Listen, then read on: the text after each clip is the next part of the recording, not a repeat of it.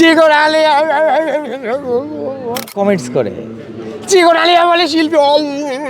তো ভাই আমি শিল্পী নাম কি? আমি জিরো থেকে আজ এখানে আসছি। তুমি আমার ব্যাকগ্রাউন্ড কখনো ফলো করো নাই। তুমি যদি আমার ব্যাকগ্রাউন্ড ফলো করতে তাহলে তুমি তুমি এইখানে আসার চিন্তা করতা। তুমি ফলো করো কারে? বাংলাদেশের সবচেয়ে নিকৃষ্ট মানুষটাকে তুমি ফলো করো। তোমার প্রাপ্তি জিরো। তুমি সারাদিন কামাই করো 300 টাকা, খরচ 350 টাকা, 50 টাকা ঋণ। হে ভাই, তোমার শিক্ষক কি আলাদা? আমার শিক্ষক আলাদা? তোমার শিক্ষকের পা 4টা, আমার শিক্ষকের পা 2টা ছিল। তোমার বই তোমার বই ছিল কাগজের, আমার বই পাথরের। যেভাবে কমেন্টস করে ভাই, তুমি আমার চাঁদ, আমি চাঁদেরই আলো।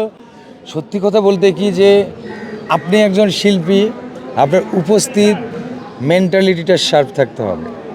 প্রেজেন্ট মেন্টালিটি, প্রেজেন্ট ইনভেস্টমেন্টটা আপনার হাই থাকতে হবে, তাহলে আপনি শিল্পী। আমাকে এই অল্প সময়ের মধ্যে এত মানুষ ভালোবাসে কেন? আমি একটা মুভিতে স্ক্রিপ্টে কতটুকু থাকে আমি জানি না, কিন্তু আমি এমন কিছু দেওয়ার চেষ্টা করি যেটা দর্শক লুফে নেয়। কেন আমি এটা করার চেষ্টা করি? কারণ হচ্ছে আমি জানি আমার দর্শক এটা নিবেই। আর আজকালকার অনেক জেনারেশন আছে চিকন আলিয়া গিয়ে কমেন্টস করে, চিকন আলিয়া বলে শিল্পী। তো ভাই আমি শিল্পী নাম কি? হ্যাঁ আমি কি ভাই? আমি তোর মতো রিক্সা চালক? ও কমেন্টস করে, জানো? ও কমেন্টস করে চিকন আলিয়া এরকম করে হোয়াটসঅ্যাপে। কি ভাই তুমি কে ভাই? তুমি তো আমার মুভি দেখো নাই যে তুমি আমাকে মূল্যায়ন করবা। তুমি আমার মুভি দেখো নাই যে আমাকে নিয়ে চিন্তা করবা। ভাই আমি তো, তুমি এই জেনারেশনের মানুষ। আমি জিরো থেকে আজ এখানে আসছি। তুমি আমার ব্যাকগ্রাউন্ড কখনো ফলো করো নাই।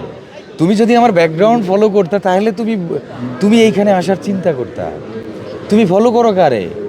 বাংলাদেশের সবচেয়ে নিকৃষ্ট মানুষটাকে তুমি ফলো করো। তোমার প্রাপ্তি জিরো। তুমি সারাদিন কামাই করো 300 টাকা, খরচ 350 টাকা, 50 টাকা ঋণ। এই মানুষগুলো এসে কমেন্টস করে ভাই, বিলিভ হচ্ছি করে মানে এমনভাবে কমেন্টস করে ভাই, কি মানে তুচ্ছ তাচ্ছিল্য করে। চিকনালি শুদ্ধভাবে কথা বলছে, এত সুন্দর প্রেজেন্টেশনটা এত চিকনালি কেন এত সুন্দরভাবে কথা বলবে? চিকনালি কথা বলবে জাইল্লার পোলার মতো, চিকনালি কথা বলে জানোয়ারের মতো, চিকনালি কথা বলবে ভেঙ্গাইয়া, চিকনালি কথা বলবে অ্যাবনর্মালের মতো। মানে কমেডিয়ানরা মানুষের জাতি না এদের কাছে মনে হয়। হে ভাই, তোমার শিক্ষক কি আলাদা? আমার শিক্ষক আলাদা? তোমার শিক্ষকের পা 4টা, আমার শিক্ষকের পা 2টা ছিল। তোমার বই তোমার বই ছিল কাগজের, আমার বই পাথরের। যেভাবে কমেন্টস করে ভাই, ইয়াল্লাহ পড়তে গিয়া আমি কিন্তু সবারটাই পড়ি। আবার ওখানে মেনশন করে, আমার নামটা মেনশন করলে তো নর্মালি আমার সামনে ফেস করবেই। কি বিশ্রী আল্লাহ! এ ভাই ওরা জানেই না যে আমি ফেসবুক সোশ্যাল সাইটে কতটা অ্যাক্টিভ। আমাকে কে কোথায় কি বলছে আমি পুরো ফলো করে এরপর শুই। এই যে কি একটা ছেলে আমাকে নিয়ে কথা বলছে আর স্কিবিয়া নামে।